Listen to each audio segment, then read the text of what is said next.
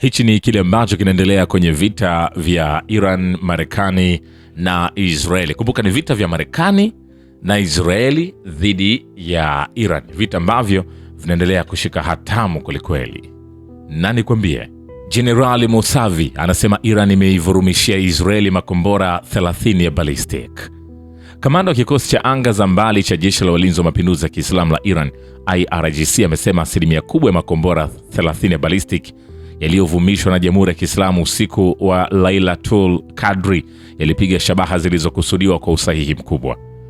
Brigedia Jenerali Majid Musavi amesema makombora haya ballistic yenye uzito wa tani 1 hadi 2 ya Iran yalilenga maeneo yaliyokusudiwa katika ardhi za Palestina zinazokaliwa kwa mabavu na kupachikwa jina bandia la Israeli. Amesema operesheni hizo za kikosi cha anga za mbali cha jeshi la walinzi wa mapinduzi ya Kiislamu la Iran IRGC zimeharibu kikamilifu mifumo muhimu ya anga za mbali ya utawala mtendaji nayo wa Kizayuni. Kamanda wa kikosi cha anga za mbali cha jeshi la IRGC ameeleza bayana kuwa kufuatia operesheni hiyo, sehemu ya anga ya utawala wa Israeli ipo wazi na katika hatari ya kushambuliwa muda wowote na vikosi vya ulinzi vya Iran. Operesheni hiyo ya makombora 30 ya ballistic yaliyovurumishwa na Jamhuri ya Kiislamu usiku wa Lailatul Qadri inahesabiwa kwa mashambulizi makubwa zaidi ya kulipiza kisasi ya jeshi la Iran dhidi ya utawala unaoua watoto wa Israeli tangu ianzishe operesheni Ahadi ya Kweli ya 4 mnamo Februari 28. Itakumbukwa kuwa Marekani na Israeli zilianzisha hujuma za kigaidi dhidi ya Iran Jumamosi tarehe 28 Februari na kumuua shahidi kiongozi muadhamu wa mapinduzi ya Kiislamu Ayatollah Said Ali Khamenei, makamanda kadhaa wa kijeshi na mamia ya raia wakiwemo watoto wadogo. Jamhuri ya Kiislamu ya Iran imesisitiza kuwa itaendeleza mashambulizi ya kulipiza kisasi ya operesheni Ahadi ya Kweli ya 4 ili kuwaadhibu vikali maadui walioanzisha uchokozi. Vilevile, spika wa Majlis ya Ushauri ya Kiislamu ya Iran bunge amesema katika ujumbe kuwa watu wakubwa wa Iran kwa mara nyingine wameonyesha kwa hatua zao thabiti mitaani kwamba dhamiri iliyo macho ya taifa hili lenye busara dhidi ya dhuluma haitanyamazishwa na tishio lolote. Kwa mujibu wa Paris Today, Mohammad Bagher Kalbaf, spika wa bunge, katika ujumbe wake wa kupongeza uwepo wa shauku na hamasa wa wananchi katika maandamano ya siku ya kimataifa ya Quds na kuitikia kwao wito wa kiongozi wa mapinduzi ya Kiislamu, ametaja uwepo wa mahudhurio hayo kwa kuwa ni dhihirisho kubwa la ujasiri, utambuzi na uwajibikaji wa taifa kubwa la Iran. Ujumbe huo unasema uwepo huu wa kipekee umeonyesha kuwa taifa la Iran linaendelea kuwepo kwa nguvu katika medani za maamuzi ya hatima na kuchukulia kuwatetea wanaodhulumiwa na kusimama kidete dhidi ya dhuluma na adui chokozi katika hali yoyote ile kuwa jukumu lao la kihistoria na kibinadamu. Vilevile, akiba ya mafuta ya Marekani imepungua hadi kiwango cha chini kabisa kwenye kipindi cha miaka 44 iliyopita, na hayo ni kwa mujibu wa vyombo vya habari vya Marekani. Mtandao wa CBS wa Marekani umetangaza kuwa utawala wa Rais Donald Trump wa Marekani umeamuru kuachiliwa kwa mapipa milioni 172 ya mafuta kutoka hifadhi ya kistratejia ya petroli ya Marekani baada ya Iran kufunga lango bahari la Hormuz na hivyo kuibua tatizo la uhaba wa nishati katika soko la kimataifa. Uchambuzi wa data za idara ya nishati ya Marekani na CBS unaonyesha kuwa suala hilo limepunguza sana hifadhi ya mafuta ya Marekani na kuipelekea ifikie kiwango cha chini kabisa katika miaka 44 iliyopita.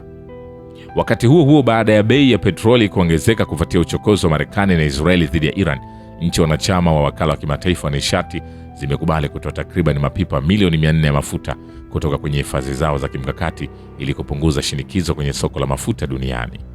Kufuatia mashambulizi ya Marekani na Israeli dhidi ya Iran, Jamhuri ya Kiislamu ya Iran imefunga lango bahari la Hormuz, ambayo ni njia muhimu ya uchukuzi na usafiri wa maji duniani, na hivyo kupelekea kuongezeka kwa bei ya mafuta katika soko la kimataifa.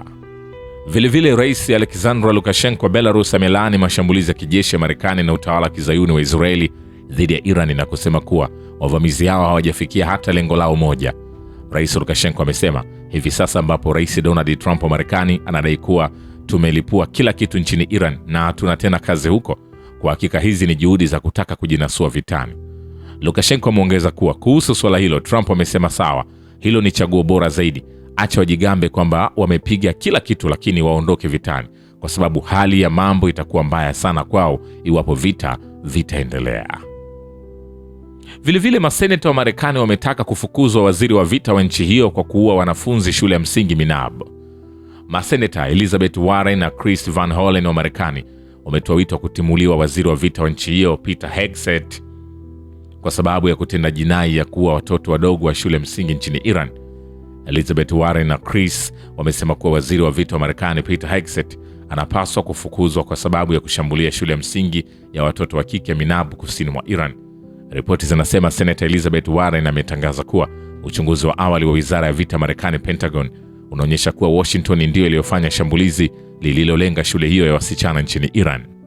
Senator Chris Van Hollen pia ametangaza kuwa Peter amehatarisha maisha ya wanajeshi wa Marekani kwa kuweka wazi mipango ya siri ya mashambulizi ya Marekani dhidi ya Iran katika mtandao wa kijamii wa Signal. Senator huyo ameongeza kuwa waziri wa vita wa Marekani pia amefanya jinai ya kivita kwa kushiriki katika kushambulia boti za raia katika bahari ya Karibu.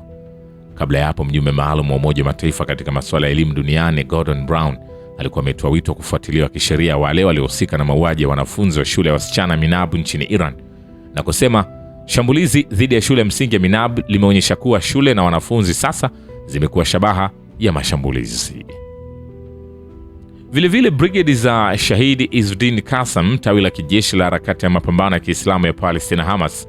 zimepongeza mashambulizi yaliyofanywa na Iran katika ardhi zinazokaliwa kwa mabavu katika kujibu mashambulizi ya kichokozi ya Marekani na utawala wa Kizayuni wa Israeli. Taarifa brigade za Shahidi Izzuddin Qassam imesisitiza kuwa operesheni ya makombora ya jeshi la walinzi wa mapinduzi ya Kiislamu la Iran dhidi ya shabaha za Wazayuni linaonyesha uungaji mkono endelevu wa Jamhuri ya Kiislamu ya Iran kwa Palestina na maeneo matukufu ya Kiislamu. Msemaji wa brigade za Shahidi Izzuddin Qassam ametangaza kuwa